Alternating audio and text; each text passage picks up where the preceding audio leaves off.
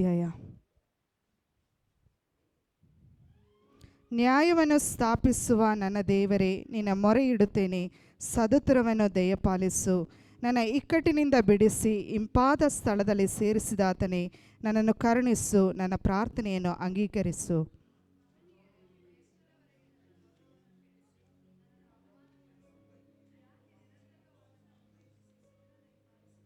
ಯೆಹೋವನು ತನ್ನ ಭಕ್ತನನ್ನು ತನಗೋಸ್ಕರ ಪ್ರತ್ಯೇಕಿಸಿಕೊಂಡಿದ್ದಾನಲ್ಲ ಎಂದು ತಿಳಿದುಕೊಳ್ಳಿರಿ. ನಾನು ಆತನಿಗೆ ಮೊರೆಯಿಡುವಾಗೆಲ್ಲ ಆತನು ಕೇಳುತ್ತಾನೆ.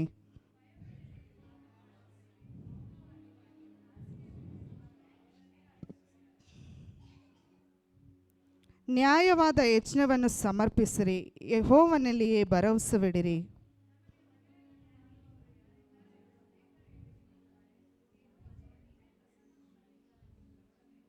ಧಾನ್ಯದಾಶ್ರಯಗಳು ಸಮೃದ್ಧಿಯಾಗಿ ಬೆಳೆದ ಸುಗ್ಗಿ ಕಾಲದಲ್ಲಿ ಅವರಿಗಿರುವಂಥ ಸಂತೋಷಕ್ಕಿಂತಲೂ ನೀನು ನನ್ನ ಹೃದಯದಲ್ಲಿ ಹೆಚ್ಚಾದ ಆನಂದವನ್ನು ಉಂಟು ಮಾಡಿದೆ. ಕೊನೆಯ ವಾಕ್ಯವನ್ನು ಎಲ್ಲರೂ ಸೇರಿ ಓದೋಣ. ನಾವು ನಿರ್ಭಯವಾಗಿರುವುದರಿಂದ ಮಲಗಿಕೊಂಡ ಕೂಡಲೇ ನಿದ್ದೆ ಮಾಡುವೆವು, ಯಾಕಂದರೆ ಯೆಹೋವನೇ, ನಾನು ಯಾವ ಅಪಾಯವೂ ಇಲ್ಲದೆ ಸುರಕ್ಷಿತನಾಗಿರುವಂತೆ ನೀನು ಕಾಪಾಡುತ್ತೆ. ಎಲ್ಲರೂ ಈ ವಾಕ್ಯಕ್ಕೋಸ್ಕರ ಪ್ರಾರ್ಥಿಸೋಣ. ಪ್ರೀತಿ ಸ್ವರೂಪನಾದ ತಂದೆಯಾದ ದೇವರೇ, ಅಪ್ಪ ಕರ್ತನೆ, ಈ ವಾಕ್ಯವನ್ನು ನಿನ್ನ ಹಸ್ತಕ್ಕೆ ಒಪ್ಪಿಸ್ತೇನೆ. ಅಪ್ಪ, ಮಾತನಾಡೋದು ನಾನಲ್ಲ ಕರ್ತನೆ, ನೀನು ನನ್ನೊಳಗಿದ್ದು ಮಾತನಾಡಬೇಕೆಂಬುದಾಗಿ ನಾನೆಲ್ಲ ಪ್ರಾರ್ಥಿಸ್ತೇನೆ. ನಾನು ಮಾತನಾಡುವ ಒಂದೊಂದು ವಾಕ್ಯಗಳು ಪ್ರತಿಯೊಬ್ಬರಿಗೆ ಅರ್ಥವಾಗುವ ಹಾಗಂತೆ ಕೃಪೆಯನ್ನು ಅನುಗ್ರಹಿಸು. ಅಪ್ಪ, ನಿನ್ನ ಹಸ್ತಕ್ಕೆ ಒಪ್ಪಿಸ್ತೇನೆ. ಪ್ರಾರ್ಥನೆ ಕೇಳೋದಕ್ಕೆ ನಿನಗೆ ಸ್ತೋತ್ರ. ಯೇಸು ಕ್ರಿಸ್ತನ ಹೆಸರಿನಲ್ಲಿ ಬೇಡಿದ್ದೇನೆ ತಂದೆ, ಆಮೆನ್. ಎಲ್ಲರೂ ದಯಮಾಡಿ ಕೂತ್ಕೊಳ್ಳಿ. ಈ ಕೀರ್ತನೆಯು ನನ್ನ ಆತ್ಮಿಕ ತಂದೆಯು ಅನೇಕ ಸಲ ನಾನು ಕ್ರಿಸ್ತನ ಜೀವಿತದಲ್ಲಿ ಬರುವಾಗ ನನ್ನ ಆತ್ಮಿಕ ತಂದೆಯು ಈ ಸತ್ಯವೇದವನ್ನು ಬೋಧಿಸಿದನ್ನು ನಾನು ಅನೇಕ ಸಲ ಕೇಳಿದ್ದೇನೆ.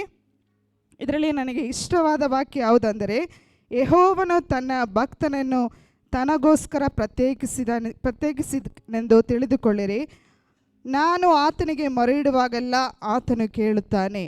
ಈ ಲೋಕದಲ್ಲಿ ನಾವು ಈ ಲೋಕದ ಜನರ ಜೊತೆ ಇರುವಾಗ ಆತನು ನಮಗೋಸ್ಕರ ಈ ಲೋಕದವರ ಮುಂದೆ ನಮ್ಮನ್ನು ಪ್ರತ್ಯೇಕಿಸಿಕೊಂಡಿದ್ದಾನೆ. ಯಾಕೆಂದರೆ ಲೋಕದವರ ಮುಂದೆ ನಾವು ಒಂದು ಪ್ರತ್ಯೇಕ ಜನರಾಗಿರುತ್ತೇವೆ. ಆವಾಗ ನೀವು ನೆನೆಸ್ಬೋದು, ಲೋಕವು ನಮ್ಮನ್ನು ದ್ವೇಷಿಸ್ತದೆ ಎಂಬುದಾಗಿ. ಆದರೆ ಯೇಸು ಕ್ರಿಸ್ತನು ಈ ಲೋಕದಲ್ಲಿರುವಾಗ ಆತನನ್ನು ಕೂಡ ಲೋಕವು ದ್ವೇಷಿಸ್ತಾ ಇತ್ತು. ಯಾಕಂದರೆ ಆತನು ಸ್ವಾರ್ಥೆಯನ್ನು ಸಾರುತ್ತಾ ಇದ್ದನು. ಜನರ ಮಧ್ಯದಲ್ಲಿ ಆತನ ಪ್ರವಾದನೆಗಳನ್ನು, ಅದ್ಭುತಗಳನ್ನು ಮಾಡುತ್ತಾ ಇದ್ದನು. ಆವಾಗ ಇದನ್ನೆಲ್ಲ ಕಂಡುಕೊಂಡು ಆ ಜನರು ಆತನನ್ನು ದ್ವೇಷಿಸ್ತಾ ಇದ್ದರು. ಆದರೆ ಈ ಲೋಕದಲ್ಲಿ ನಮ್ಮನ್ನು ದ್ವೇಷಿಸ್ತಾ ಇದ್ದರೆ ನಾವು ಅದನ್ನು ಆಶ್ಚರ್ಯ ಪಡಬೇಕಾಗಿಲ್ಲ. ಯಾಕೆಂದರೆ ಯೇಸು ಕ್ರಿಸ್ತನು ಈ ಲೋಕದಲ್ಲಿರುವಾಗ ಆತನನ್ನು ಕೂಡ ಈ ಲೋಕವು ದ್ವೇಷಿಸ್ತಾ ಇತ್ತು. ಒಂದು ವೇಳೆ ಈ ಲೋಕವು ನಮ್ಮನ್ನು ಯಾವ ರೀತಿ ದ್ವೇಷಿಸ್ತಾ ಅಂದರೆ, ಇವಾಗ ನಾವು ಒಂದು ಕೆಲಸ ಕಾರ್ಯಗಳಲ್ಲಿ ನಾವು ತೊಡಗಿರುವಾಗ, ನಾರ್ಮಲ್ ಆಗಿ ನಾವು ಒಂದು ಇನ್ಸ್ಟಿಟ್ಯೂಷನಲ್ಲಿ ಕೆಲಸ ಮಾಡುವಾಗ ಹಿಂದೂ ಸಂಪ್ರದಾಯದಿಂದ ಬಂದವರು ಈ ಪ್ರಸಾದ ಎಂಬುದಾಗಿ ಒಂದು ತಗೊಂಡು ಬಂದು ಕೊಡ್ತಾರೆ.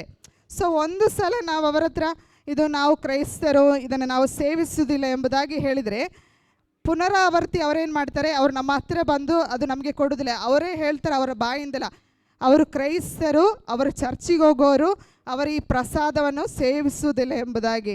ಯಾಕೆಂದರೆ ಲೋಕವು ನಮ್ಮನ್ನು ಗುರುತಿಸುವಂಥದ್ದಾಗಿರುತ್ತದೆ.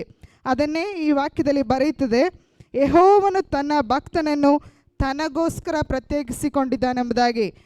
ಈ ಲೋಕದೊಳಗೆ ನಾವು ಕ್ರೈಸ್ತರಾಗಿ ನಾವು ಕ್ರಿಸ್ತನಿಗೋಸ್ಕರ ಜೀವಿಸುವಾಗ, ನಾವು ಪರಿಶುದ್ಧರಾಗಿ ಜೀವಿಸುವಾಗ, ನಾವು ದೇವರನ್ನು ಪ್ರೀತಿಸುವಾಗ ನಿಜವಾಗಲೂ ಲೋಕವು ನಮ್ಮನ್ನು ದ್ವೇಷಿಸುವಂಥದ್ದಾಗಿದೆ. ಯಾವ ರೀತಿ ಒಂದು ಕಬ್ಬಿಣವು ಅಯಸ್ಕಾಂತಕ್ಕೆ ಯಾವ ರೀತಿ ಅಂಟುಕೊಳ್ಳುತ್ತದೋ ಆ ರೀತಿ ನಾವು ಲೋಕದವರ ಜೊತೆ ಇರದೆ ಒಂದು ಪ್ಯೂರ್ ಸ್ಟೀಲಿಗೆ ಅಯಸ್ಕಾಂತ ಇಟ್ಕೊಂಡ್ರೆ ಅದು ಅಂಟುಕೊಳ್ಳೋದಿಲ್ಲ. ಅದೇ ರೀತಿ ನಾವು ಲೋಕದವರ ಮುಂದೆ ಒಂದು ಪ್ರತ್ಯೇಕ ಜನರಾಗಿರಬೇಕು. ಆತನೇ ಹೇಳಿದಾನೆ, ಈ ಲೋಕಕ್ಕೆ ಬಂದಾಗ ನಾನೇ ಸತ್ಯವು, ನಾನೇ ಜೀವವು, ನಾನೇ ಮಾರ್ಗ ಎಂಬುದಾಗಿ ಸತ್ಯವೇದದಲ್ಲಿ ಬರೆಯಲ್ಪಟ್ಟಿದೆ. ನೀವು ನಿಮ್ಮ ಸ್ವಂತ ಸೊತ್ತಲ್ಲ, ನೀವು ಕ್ರಯಕ್ಕೆ ಕೊಡಲ್ಪಟ್ಟವರೆಂಬುದಾಗಿ. ಹೌದು, ನಾವು ಈ ಲೋಕದಲ್ಲಿರುವಾಗ ನಾವು ಲೋಕದವರಲ್ಲ, ನಾವು ಪರಲೋಕ ಸಂತಾನದವರೆಂಬುದಾಗಿ. ಅದೇ ರೀತಿ ಅದರ 2ನೇ ವಾಕ್ಯ 8ನೇ ವಾಕ್ಯವು, ನಾನು ನಿರ್ಭಯವಾಗಿರುವುದರಿಂದ ಮಲಗಿಕೊಂಡ ಕೂಡಲೇ ನಿದ್ದೆ ಮಾಡುವೆನು, ಯಾಕೆಂದರೆ ಯೆಹೋವನೇ, ನಾನು ಯಾವ ಅಪಾಯವಿಲ್ಲದೆ ಸುರಕ್ಷಿತವಾಗಿರುವಂತೆ ನೀನು ಕಾಪಾಡುತ್ತೆ. ಒಂದು ವೇಳೆ ನಾವು ವಿಶ್ವಾಸಿಗಳಾದ ನಾವು ದೇವರೊಳಗಿರುವಾಗ ಆತನು ಮಕ್ಕಳಾಗಿರುವಂಥ ನಾವು ಮಲಗಿಕೊಂಡ್ರೂ ಸುಖವಾಗಿ ನಿದ್ದೆ ಮಾಡ್ತೇವೆ, ಏಕೆಂದರೆ ನಮ್ಮನ್ನು ಕಾಯುವಂಥ ದೇವರು ದೊಡ್ಡವನಾಗಿದ್ದಾನೆ. ಆದರೆ ಈ ಲೋಕದವರಿಗೆ ಅನೇಕ ಆಸ್ತಿಗಳು, ಅನೇಕ ಸಂಪತ್ತುಗಳಿದ್ದರೂ ಅವರ ಒಂದು ಸಂಭಾಷಣೆಯಲ್ಲಿ ಅವರು ನಮ್ಮ ಸ್ನೇಹಿತರಾಗಿರುವಾಗ ಅವರು ಹೇಳ್ತಾರೆ, ನನಗಿಷ್ಟು ಆಸ್ತಿ ಇದೆ, ಇಷ್ಟು ಸಂಪಾದನೆ ಮಾಡ್ತೀನಿ, ಆದರೆ ನನಗೆ ರಾತ್ರಿಯಲ್ಲಿ ಮಲಗಿದರೆ ನಿದ್ದೆ ಇಲ್ಲ, ಸಮಾಧಾನವಿಲ್ಲ. ಆದರೆ ದೇವರ ಮಕ್ಕಳಾಗಿರುವಂಥ ನಮಗೆ ಆತನ ಸಮಾಧಾನವನ್ನು, ಒಳ್ಳೆಯ ನಿದ್ದೆಯನ್ನು ಆತ ನಮಗೆ ಕೊಟ್ಟಿದ್ದಾನೆ. ಯಾಕೆಂದರೆ ನಮ್ಮನ್ನು ಪ್ರತಿಯೊಂದು ಸಮಯದಲ್ಲೂ ಕಾಯುವಂಥ ದೇವರು ಆತನೇ ಆಗಿದ್ದಾನೆ. ಯಾವ ರೀತಿ ಒಂದು ಹಡಗು ನೀರಿನ ಮೇಲೆ ಮಾತ್ರ ಅದು ಚಲಿಸ್ತದೆ, ಅದೇ ರೀತಿ ನಾವು ಈ ಲೋಕದ ಒಂದು ಹಡಗಿನಲ್ಲಿರುವಾಗ ನಮ್ಮ ನಾವಿಕನು ಯೇಸು ಕ್ರಿಸ್ತನೇ ಆಗಿರುತ್ತಾನೆ. ಆತನು ನಮ್ಮನ್ನು ಪ್ರತಿಯೊಂದು ಹೆಜ್ಜೆಯಲ್ಲೂ, ಒಂದು ವೇಳೆ ನಾವು ಪಾಪದ ಜೀವಿತದಲ್ಲಿ ಕಾಲಿಡುವುದಾದರೆ ಆತನು ನಮ್ಮನ್ನು ಎಚ್ಚರಿಸ್ತಾನೆ, ಅದು ಪಾಪ ಎಂಬುದಾಗಿ. ಆ ರೀತಿ ಪ್ರತಿಯೊಂದು ಹೆಜ್ಜೆಯಲ್ಲೂ ಆತನು ನಡೆಸುವಂಥ ದೇವರಾಗಿದ್ದಾನೆ. ನನಗೆ ಸಮಯ ಕೊಟ್ಟಂಥ ಸಭಾಪಾಲಕರಿಗೂ ಆತ್ಮಿಕ ತಾಯಿಯರಿಗೂ ನಾನು ಕೃತಜ್ಞತೆ ಉಳ್ಳವಳಾಗಿದ್ದೇನೆ.